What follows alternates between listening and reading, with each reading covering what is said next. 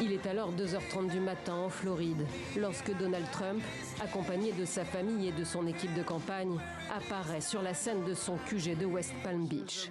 Le dépouillement n'est pas encore terminé, mais le candidat républicain à la Maison-Blanche est à ce moment-là déjà certain de l'avoir emporté.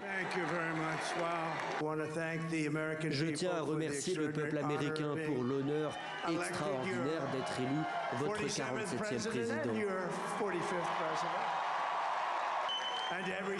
Je me battrai pour vous, pour votre famille et votre avenir. Ce sera véritablement l'âge d'or de l'Amérique. C'est ce qu'il nous faut. C'est une magnifique victoire pour le peuple américain qui nous permettra de rendre sa grandeur à l'Amérique.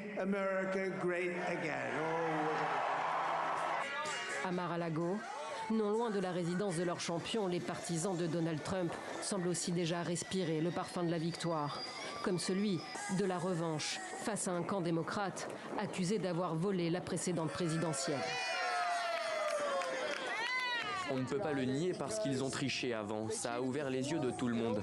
Il y a tellement de gens qui vérifient tout 2 fois maintenant qu'il n'y a pas moyen de le faire. L'Amérique a un camionneur, l'Amérique c'est Trump. Sur les écrans des chaînes de télévision, la carte du pays se teinte de rouge au fur et à mesure de la soirée. En quelques heures, le républicain s'empare de la Caroline du Nord et de la Géorgie, 2 États pivots. Fox News, la chaîne préférée de Donald Trump, est la première à le déclarer élu. Mais c'est au moment où la Pennsylvanie, un des 7 autres États disputés et l'un des plus importants pour remporter l'élection, bascule à son tour, que le rêve de millions d'Américains semble devenir réalité.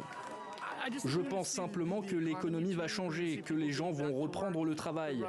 Je crois vraiment que la situation entre la Russie et l'Ukraine va s'arranger, que la situation entre Israël et le Hamas va s'arranger. Et c'est parce qu'il y a enfin des adultes dans la pièce et que Donald Trump va y arriver. Lorsque le milliardaire fait aussi main basse sur le Wisconsin, un autre État clé, le doute n'est définitivement plus permis. Et alors que le jour se lève à Mar-a-Lago, les pro-Trump savent qu'ils ont gagné. J'attends ça depuis 3 ans et demi. Juste en me réveillant ce matin, j'ai trouvé la paix. Je devais être là.